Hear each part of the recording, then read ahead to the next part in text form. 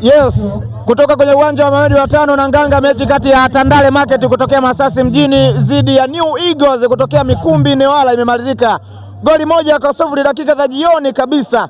Imewapa nafasi vijana wa Tandale Market kutinga hatua inayofuata ya robo finali. Hapa uwanjani tunazungumza na mlinda mlango ambaye pia amekuwa na kiwango bora sana, kama si uimara wake basi hapa tulikuwa tunazungumza huenda New Eagles angekuwa yuko mbele kwa magoli mawili au matatu. Kamati ya tunzo hapa uwanjani imemteua kuwa ndio man of the match. Tuzungumze nao kijana wa Kitanzania, kijana ambaye ndani ya halmashauri ya Mtama nyota ya ugolikipa inazidi kufanya vizuri kwenye mikono yake. Mambo vipi?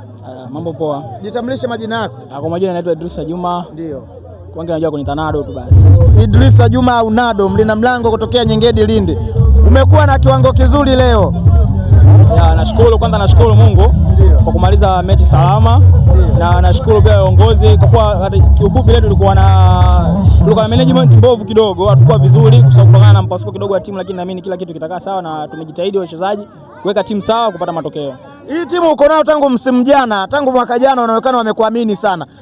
Unawaambia kitu gani sasa kuelekea kwenye hatua robo finali ambayo ni miongoni mwa hatua ngumu sana? Na moja kati ya kitu ambacho Tandale Market wanakitamani ni kuona wanavuka hapa. Unawaambia neno gani viongozi wa Tandale Market?